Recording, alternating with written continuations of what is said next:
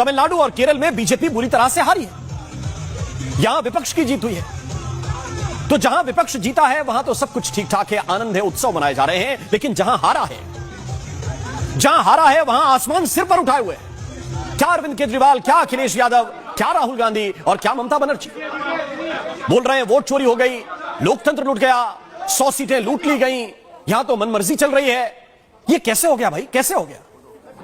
यानी सवालों के जितने प्रकार हो सकते हैं और सवालों के जितने प्रयोग हो सकते हैं, एक भी पीछे नहीं छूटा है। सारे प्रकार, सारे प्रयोग आपके सामने। और केरल में पूछो तो कहते हैं कि जनता का प्यार मिला है, केरल की जनता ने प्यार दिया है, केरल की जनता ने नफरत को हरा दिया है।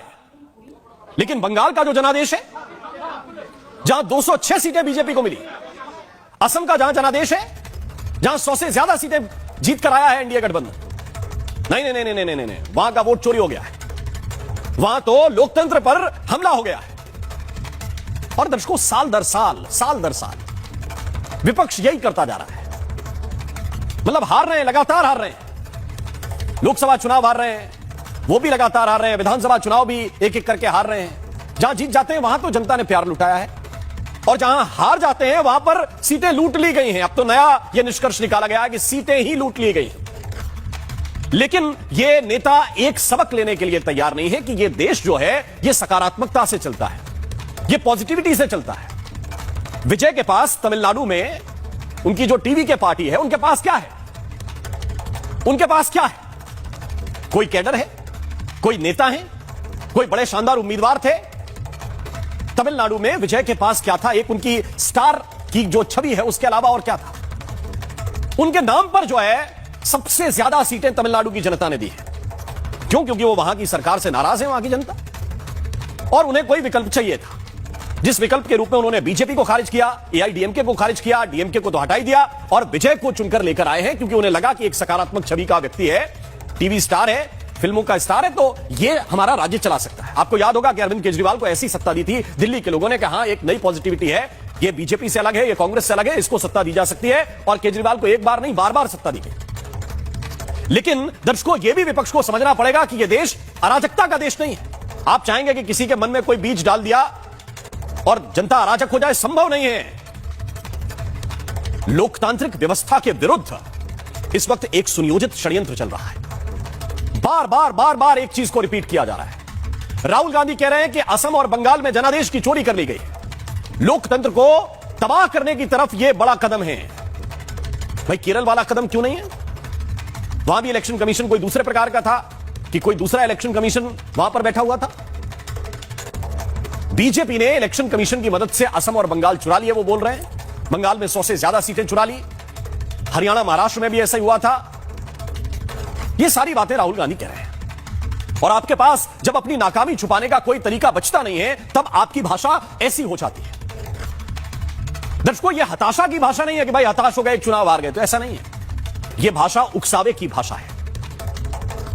मतलब हार पर हार और बहाने हजार। 2014 के बाद से जो स्थितियां बनी हैं, उनको आप एक एक करके देखते जाइए, अलग अलग स्टेट में देखते जाइए।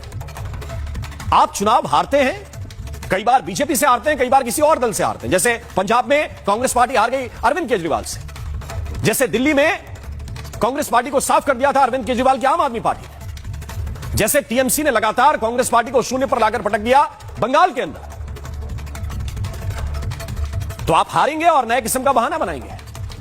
अखिलेश यादव कह रहे हैं कि ये तो जो है वो सारी मनमर्जी चल रही है। केजरीवाल कह रहे हैं कि ऐसा कैसे हो गया? वो कह रहे हैं कि मोदी की कोई लहर नहीं है, ऐसा कैसे हो गया कि इतनी सारी सीटें आ गई? अब किसी को चिंता यूपी की है, किसी को पंजाब की चिंता है, लेकिन ममता बनर्जी वो एक किस्म से बौखलाई हुई है।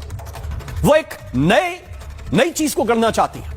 अब वो कह रही है कि मैं हारी नहीं हूं, जबरदस्ती मुझको हरा दिया गया है और मैं लोक भवन जाकर इस्तीफा भी नहीं दूंगी। मैं हारी नहीं तो इस्तीफे का सवाल कैसा?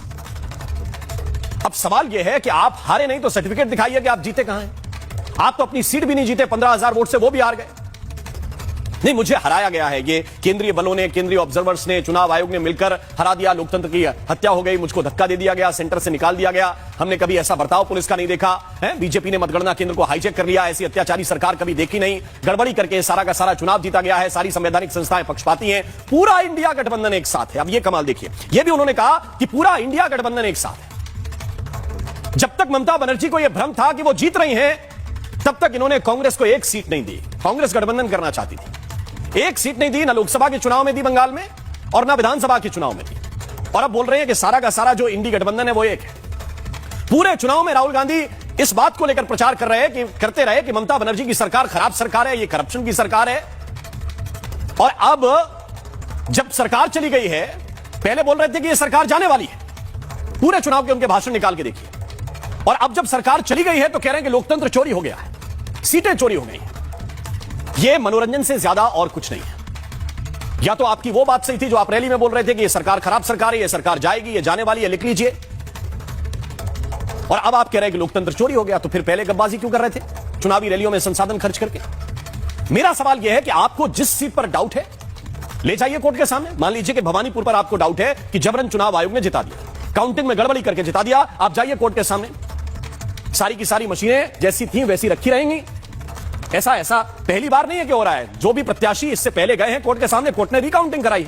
आपको अगर इतना आत्मविश्वास है कि वो सीट पे गड़बड़ी हो गई और वो सीट लूट ली गई, तो आप जाइए 100 क्या केवल 10 सीटों पर जाइए और वो सीटें पलट दीजिए। जनता मान लेगी कि हां भाई, ममता बनर्जी, राहुल गांधी सारी बातें सही कह रहे थे। असम की 5 सीटें आपको पता होंगी कि यहां पे गड़बड़ी करके जीते हैं, आप ले जाइए कोर्ट के सामने और इस देश की जनता को बताइए कि हां ये गड़बड़ी हो रही है। लेकिन नहीं, बात चलेगी केवल मनोरंजन से, बात चलेगी केवल बोलने से, ये हो रहा है वो हो रहा है, लेकिन करके क्या दिखा रहे हैं? बात सीधी है कि आप जनादेश का सम्मान क्यों नहीं करते।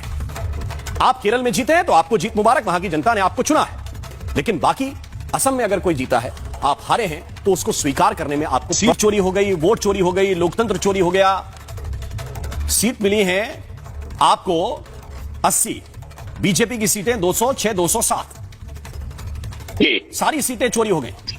तो यह बताइए कि सबसे ज्यादा वोट आपका किस सीट पे मिलने वाला था और वहां से चोरी हो गया? 2 सीटों के नाम बताइए, 100 में से। 100 में से 2 सीट का नाम बताऊं आपको? देखिए, 2 सीट की बात नहीं कर रहा हूं, सीट चोरी नहीं हुई है। वो तो आइडेंटिफाई, जैसे आपका पर्स गया है, नहीं, आपके गले की चेन गई है, वो बताना पड़ेगा ना आइडेंटिफाई करके के साहब ये गया। आपकी ये 2 सीट चोरी हुई हैं, आप बताइए ना कि ये 2 सीट मेरी चोरी हुई हैं, मैं इनकी रिकाउंटिंग माननीय अदालत से चाहता हूं। ये फर्जी नैरेटिव क्यों बना रहे हैं? 100 चुरा ली, 200 चुरा ली, आप बोल दीजिए 207 चुरा ली, इसमें क्या है? भाषण देते रहिए। मैं आपसे आइडेंटिफिकेशन पूछ रहा हूं कि क्या भवानीपुर आपसे चोरी हुई है कि शुभेंदु अधिकारी जीते हैं? हक साहब देखिए, एक मुझे शराबी फिल्म का गाना याद आ गया, ठीक है ना? जी सुनाइए। तो मैं उसी के हिसाब से मैं अपने नेत्री ममता बनर्जी के ऊपर बनाया हूँ कि मुझे बीजेपी वालों गलत न समझो। ओके, मुझे बीजेपी वालों गलत न समझो, मैं हारी नहीं हूँ, हराई गई हूँ। तो ये तो हराई ना, जनता ने हराई आपकी पार्टी को। दुनिया में यही होता है भाई। तमिलनाडु में बीजेपी को हराया जनता ने, केरल में बीजेपी को हराया जनता ने। ये सोची समझी रणनीति के तहत बंगाल में आपको ये क्यों लग रहा है कि आपको हराया गया? आप जनता के जनादेश का अपमान क्यों कर रहे हैं? देखिए, जहां मैं आपको एक बात के हिसाब से बोलना चाह रहा हूं कि जिस हिसाब से हम लोगों ने इतने जबरदस्त तरीके से काम किया, लेकिन शुरुआती रुझान में जो भारतीय जनता पार्टी की बढ़त 2 बार 3 बार जब हो रहा है, उसके बाद में समझिए कि 4वीं मरतबा हमारा बढ़ना चाहिए, 5वीं मरतबा बढ़ना चाहिए, लेकिन भारतीय जनता पार्टी का बढ़त दिखा कर सके। जहां भारतीय जनता पार्टी के बढ़त था, उसके बाद में फिर हम लोगों का समझिए काउंटिंग देरी हुआ। और ये हमारे लोगों को अंदर में भाई, हमारे लोग थे, सारे के सारे काउंटिंग एजेंट आपके शाम को निकले हैं, है ना? जब 6 बज गए, 7 बज गए, इसके बाद वो काउंटिंग एजेंट सारे के सारे निकले, है ना? हर बूथ पर हमारे रिपोर्टर लोग मौजूद थे, है ना? आप लोग इतने शांत लोग नहीं हैं, टीएमसी के लोग, कि आना आपसे कहा गया कि आप बाहर निकल जाइए, आप चुपचाप बाहर निकल गए। आपका एक रिकॉर्ड, एक ट्रैक रिकॉर्ड है ना? आपसे कहा गया, किसी ने कहा कि नहीं जाने देंगे और आप चुपचाप हाथ बांध के बैठे रहे। ये टीएमसी पार्टी का नेचर नहीं है। बंगाल की जनता को वो बताइए जो वो सुन सके और बता सके। बंगाल की जनता को मैं स्पष्ट रूप से कहना चाहता हूं, हमारे के साथ में हम लोग खेलने वाले, जो रात दिन मैच खेलने वाले, रात दिन राजनीति करने वाले, हम लोगों के साथ में राजनीति हो गया। और ये राजनीति होने का रीजन जो है, हम लोग कहां लड़ाई। तो राजनीति में क्या प्रॉब्लम है भाई? आपके साथ राजनीति हो गया तो इसमें क्या प्रॉब्लम है? नहीं, आप किस सीट पे, मुझे बताइए, 2 सीटें बताइए कि इस पे आप जीत सकते हैं और अदालत जा रहे हैं। एक्सपोज कीजिए ना भाई चुनाव आयोग के सिस्टम। एक्सपोज कीजिए उन जो काउंटिंग में अधिकारी थे। मैं भवानीपुर की बात कर रहा हूँ। मतलब झूठ मत बोलिए। भवानीपुर की बात कर तो रहा हूँ। जाइए ना, मैं भवानी- जाइए। अभी मैं चुनाव का नियम है, रुक जाएंगी 1 महीने के लिए आराम से ईवीएम, जहां पे बोलेंगे वहां पे ठीक काउंट हो जाएगा। अदालत संज्ञान लेती है ऐसे मामलों का। आप दावे के साथ कहिए, लेकिन भाषण देके भागेंगे तो